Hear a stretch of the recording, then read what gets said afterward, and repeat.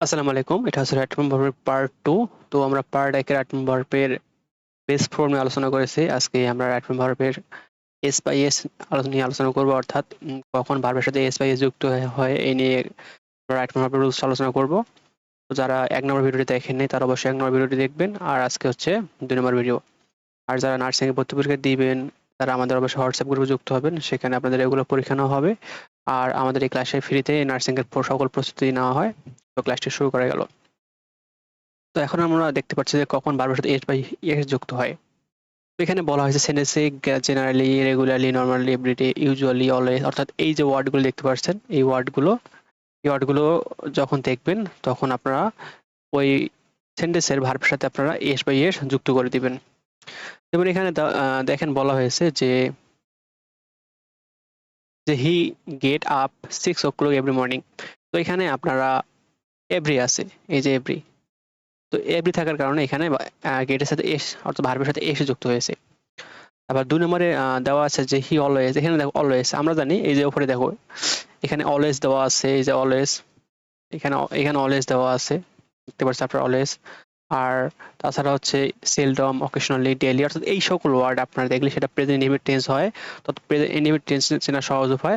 আর এখানে দেখেন হি, শি, ইট বা কোনো ব্যক্তির নাম থাকলে সেখানে ভার্বের সাথে এস বা ইএস যুক্ত হবে। অর্থাৎ এই সকল ওয়ার্ড যদি থাকে প্রথমত, দ্বিতীয়ত হি, শি, ইট যদি সাবজেক্ট হিসেবে বসে সেক্ষেত্রে আপনার ভার্বের সাথে এস বা ইএস বসাবেন। এবার হচ্ছে he always try his level, এই এক্সাম্পলটা খেয়াল করি আমরা। সেখানে বলা হয়েছে এখানে অলওয়েজ আছে, তো অলওয়েজ থাকার কারণে এই ট্রাই এর সাথে ভার্বের ট্রাই এস যুক্ত হয়েছে। এরপর হচ্ছে আমরা রুল 2 এ যাই। সেখানে বলা হয়েছে কোন সেন্টেন্স দ্বারা যদি চিরন্তন সত্য অভ্যাসগত কর্ম বোঝায় সেক্ষেত্রে সেই সেন্টেন্সের সাথে অর্থাৎ সেই সেন্টেন্সটি প্রেজেন্ট ইনডেফিনিট টেন্স হয়। সেজন্য সাবজেক্ট যদি থার্ড পারসন সিঙ্গুলার নাম্বার হয় তাহলে ভার্বের সাথে এস যুক্ত হবে। তো subject third person singular number কি, সেটা হচ্ছে হি, শি, ইট এবং নাম, এই তিনটে আছে থার্ড পারসন সিঙ্গুলার নাম্বার। এখন আপনারা বলতে পারেন ভাই চিরন্তন শর্ত কি? চিরন্তন সত্য হচ্ছে যেটা সবসময় শর্তই থাকে, যেমন দেখো সূর্য পূর্ব দিকে ওঠে, এটা চিরন্তন সত্য। তারপর যখন আপনি বরফকে তাপ দিবেন সেটা পানি হয়, সেটা চিরন্তন সত্য। আর তারপর হচ্ছে অভ্যাসগত কর্ম কি? অভ্যাসগত কর্ম হচ্ছে যেটা আপনি রেগুলার করেন, যেমন আপনি সকালে ঘুম থেকে ওঠেন, দাঁত ব্রাশ করেন, আবার নামাজ পড়েন, অর্থাৎ এগুলো হচ্ছে আপনার অভ্যাসে পরিণত হয়েছে, সেগুলো হচ্ছে অভ্যাসগত কর্ম। তো এগুলো থাকলে সেটা হচ্ছে প্রেজেন্ট ইনডিফিনিট টেন্স হয়। তো সেক্ষেত্রে সাবজেক্ট যদি থার্ড পারসন সিঙ্গুলার নাম্বার হয় তাহলে ভার্বের সাথে এস বা ইএস যুক্ত হবে। তো এখানে বলা হয়েছে যে the earth move round the sun, অর্থাৎ পৃথিবী সূর্যের চারদিকে ঘোরে। তো এখানে দ্য আর্থ এই ওয়ার্ডটি হচ্ছে একটা থার্ড পারসন সিঙ্গুলার নাম্বার। আর এখানে এটা হচ্ছে চিরন্তন সত্য, কারণ পৃথিবী সবসময় সূর্যের চারিদিকে ঘোরে। যার কারণে এখানে ভার্বের সাথে এস যুক্ত হয়েছে, মুভ থেকে মুভস হয়েছে।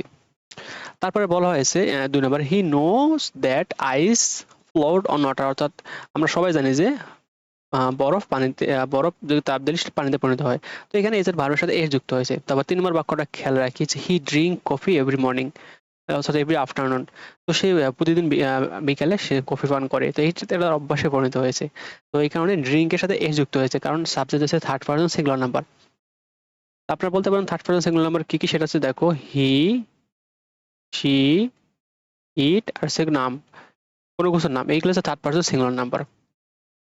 এবার রুল নাম্বার ৩ হচ্ছে, সেটা হচ্ছে দেখো বৈজ্ঞানিক প্রমাণ বা যৌক্তিক বাক্যে হোয়েন থাকলে উভয় ক্লোজে প্রেজেন্ট ইনডিফিনিট টেন্স হয়। অর্থাৎ এখানে সহজভাবে, অর্থাৎ বৈজ্ঞানিকভাবে যদি প্রমাণিত হয়, যেমন দেখো when water freeze it runs into ice, অর্থাৎ যখন পানি বরফে পরিণত হয়, অর্থাৎ পানি যখন ফ্রিজ হয় অর্থাৎ গলে যায়, শক্ত হয়ে যায়, তখন সেটা বরফে পরিণত হয়।